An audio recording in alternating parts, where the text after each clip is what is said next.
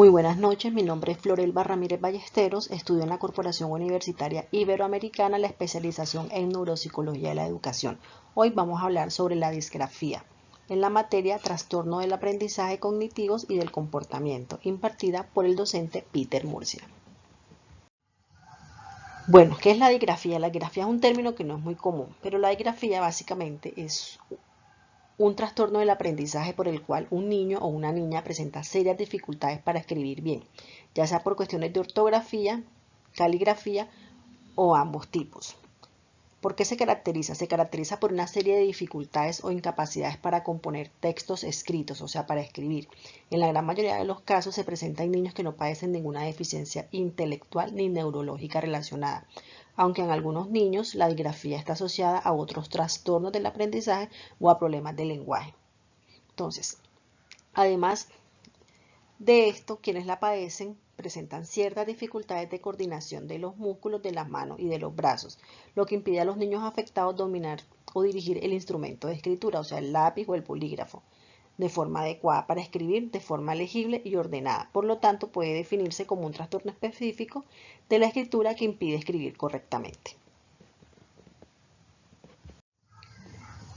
Bueno, ¿cuáles son las consecuencias de un niño que sufre disgrafía? Bueno, como ocurre con la escritura es una competencia básica, por lo que al no poder realizarla correctamente, el niño puede sufrir un descenso significativo en el ritmo de su aprendizaje.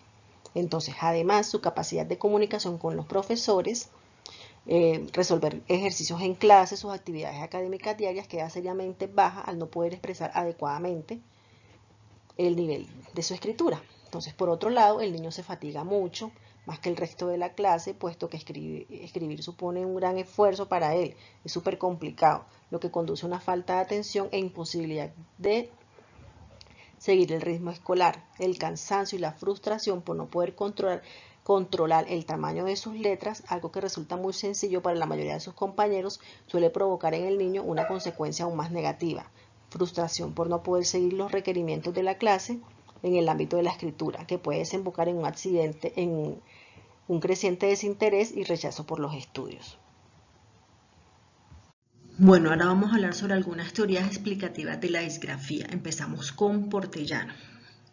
Portellano denomina disgrafía primaria cuando el alumno presenta una letra defectuosa sin que existan causas madurativas que la expliquen.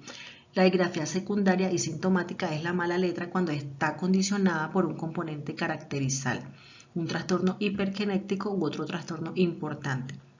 Aspectos grafos motrices involucrados, dificultad en la linealidad, dirección izquierda-derecha que siguen las palabras, separación interletras en la escritura manuscrita, separación interpalabras, tamaño de la letra irregular, irregularidades en la inclinación de las palabras, dificultad en la presión del lápiz, dificultad en la presión ejercida sobre el papel, presencia de sincinesias, posturas inadecuadas y dificultad en la fluidez del movimiento al escribir.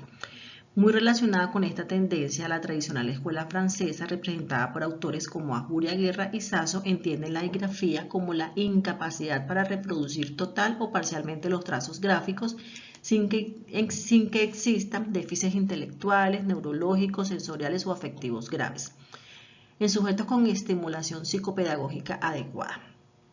Señalan que entre las causas de la disgrafía se encuentran trastornos de tipos madurativos, trastornos de la lateralización, trastornos de la eficiencia motora, trastornos del esquema corporal y funciones perspectivos motrices y trastornos derivados de la delineación disléxica. Entonces, seguimos con Abbott y Berninger. Ellos encuentran que diferencias individuales en el lenguaje oral contribuyen a diferencias en la producción de una composición en alumnos de primer grado de primaria. Diferencias en el manejo de los niveles del lenguaje en la producción escrita también han sido observadas en algunos alumnos de grados intermedios de primaria. Estos mismos autores reportan que el juicio metalingüístico a nivel de palabras se correlaciona con la producción escrita a este nivel. El estudio de la relación entre consecuencia metalingüística y adquisición de la escritura se ha enfocado principalmente a la consecuencia fonémica y la capacidad para representar mentalmente cada unidad constitutiva de la palabra. Se ha señalado el carácter predictivo de las consecuencias fonológicas sobre la lectura. Pennington sugiere que la etiología del trastorno de la expresión escrita puede ser relacionada con una disfunción de hemisferios cerebrales derecho y puede coexistir un trastorno en las matemáticas. Matute distingue 7 subsistemas específicos. El dominio de ellos permite al escritor realizar primero el trazo gráfico, segundo composición gráfica de la palabra, incluyendo aspectos ortográficos, tercero separación entre las palabras, cuarto acento ortográfico, quinto la puntuación, sexto la gramática, séptimo la coherencia de los textos. Cada uno de estos 7 subsistemas se refiere por reglas estructurales y funcionales propias que pueden aislarse para ser diseñadas de manera independientes. De igual forma, la afectación del subsistema de escritura puede analizarse de manera aislada. Y el DSM-4, al definir digrafía, hace referencia tanto a la dimensión motriz como a la simbólica a través de la siguiente definición. La digrafía se caracteriza por errores gramaticales, de puntuación, organización pobre de los párrafos, múltiples errores de ortografía y una gran deficitaria. De ahí la importancia para los psicopedagogos de intervenir en ambos aspectos cuando se trabaja con un niño con problemas de escritura. Bueno, ahora vamos a hablar de los tipos de disgrafía. Empezamos con la disgrafía motriz.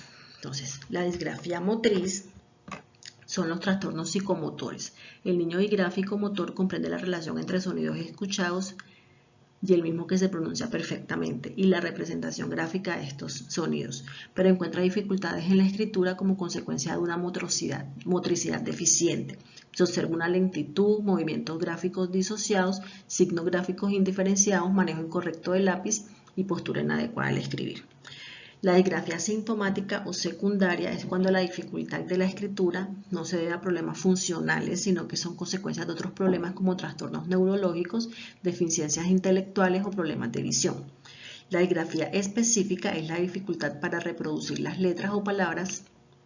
No responden a un trastorno exclusivamente motor, sino a la mala percepción de las formas, a la desorientación espacial y temporal, a los trastornos del ritmo.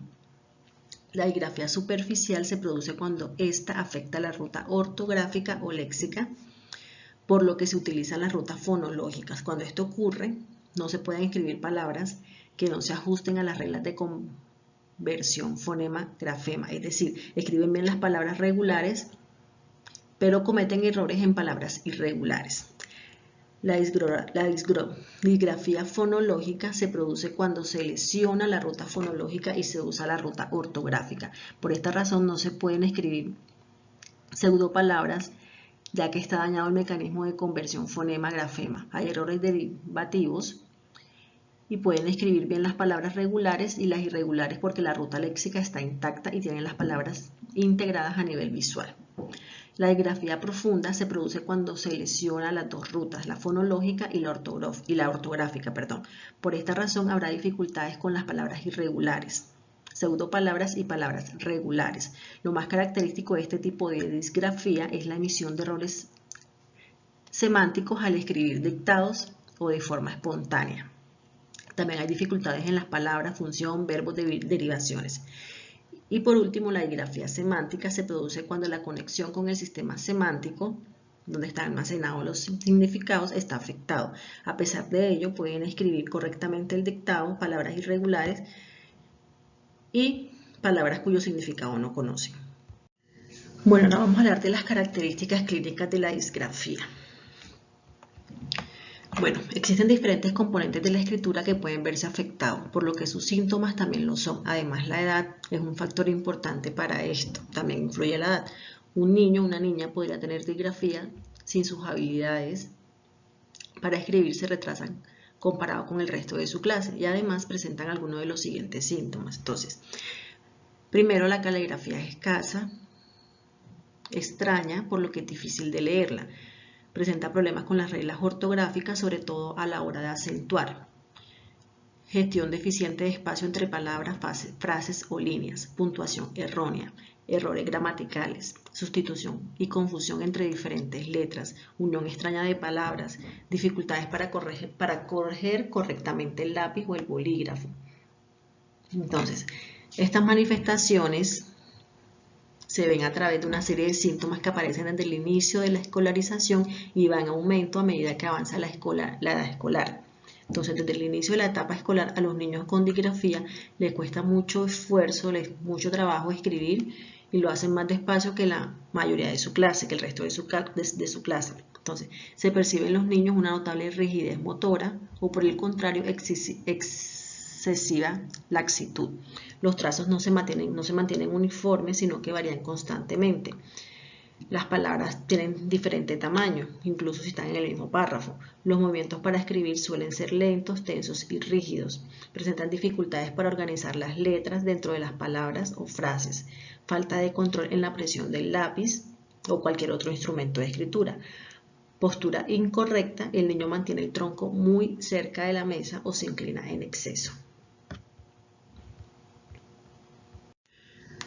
Bueno, esta fue la bibliografía que yo utilicé para realizar mi exposición. Y muchas gracias por la atención, espero que haya sido de su agrado.